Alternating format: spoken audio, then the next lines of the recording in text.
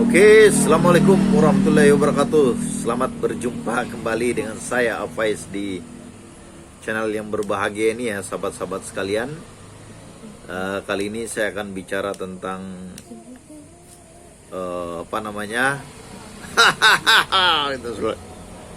tentang bagaimana menseleksi jodoh ya.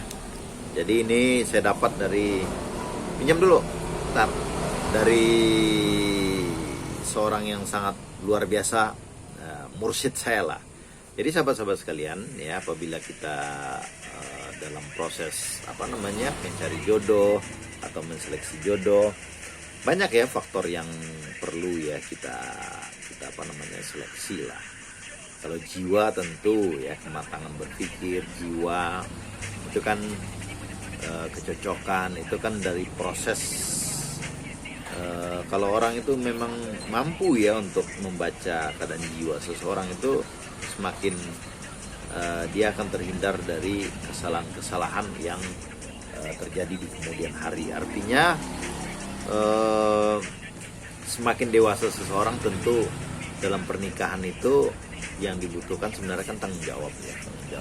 Kalau cinta itu kan, kalau menurut saya itu faktor-faktor bumbu lah, yang bagaimana bisa menghangatkan sebuah hubungan, bagaimana merasa keterikatan ya. Tetapi sering dengan waktu ya, tentu rasa tanggung jawab, saling menghormati itu tentu lebih diutamakan.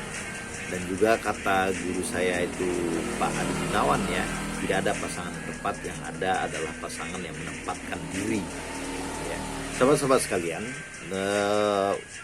dengan umur yang cukup panjang ya, dengan umur yang cukup panjang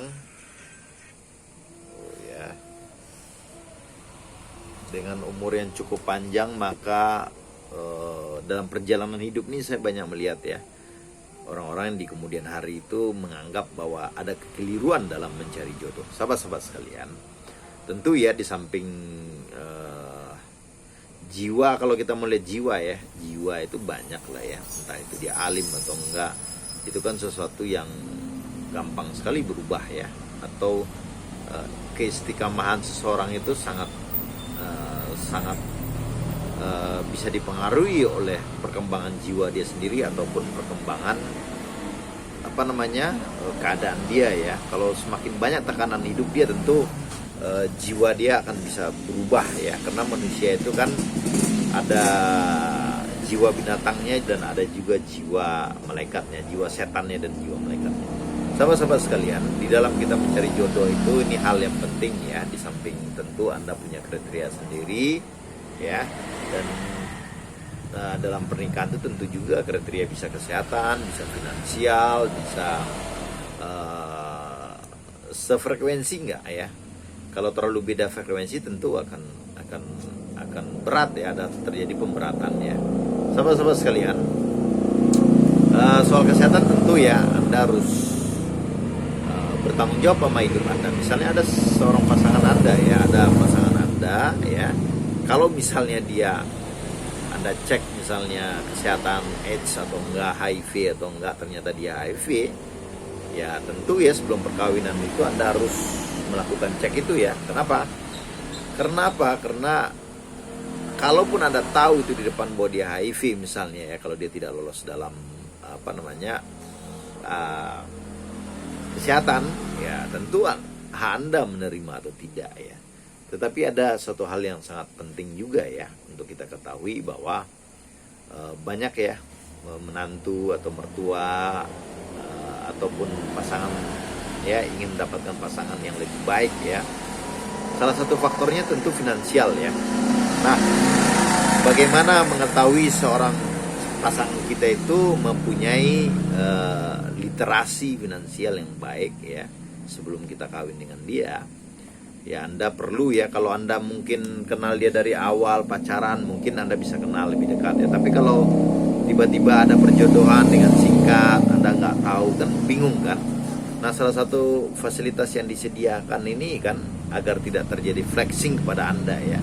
Misalnya tiba-tiba ada seorang pemuda ya yang datang kepada Anda sangat gagah, bawa Mercy, bawa Pajero dan sebagainya.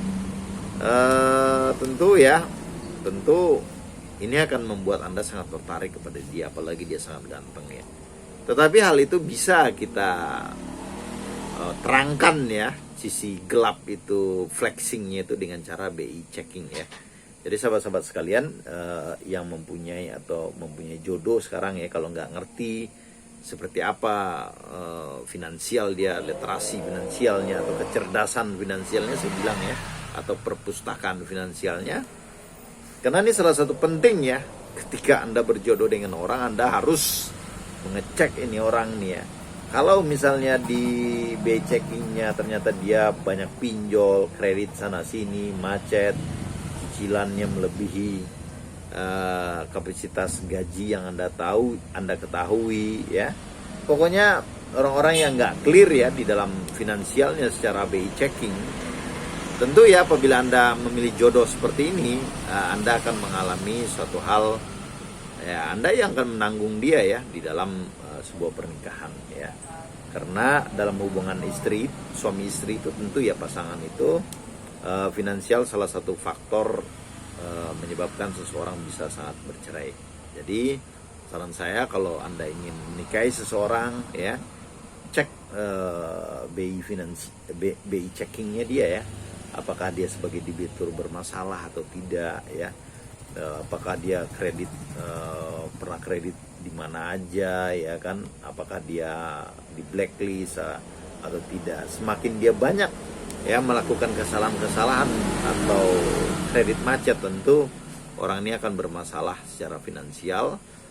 Yang flexing yang dia tebarkan itu akan sangat bisa ya Anda terangkan lewat BI checking. Oke sahabat-sahabat sekalian ya, para mertua yang ingin mencari jodoh ya, yang tidak bermasalah pada keuangan di kemudian hari ya, minimal ya kita tahu ya, sederhananya begini, apabila dia bermasalah di awal, tentu Anda akan membereskan masalah itu sebenarnya yang menjadi dasar pemikirannya ya. Jadi kalau dia udah bermasalah sebelum kawin dengan Anda, kreditnya banyak yang macet, banyak yang ini, kalau Anda perempuan ya otomatis kan Anda yang harus ikut menanggung permasalahan-permasalahan yang akan dihadapi. Oke sahabat-sahabat sekalian, demikianlah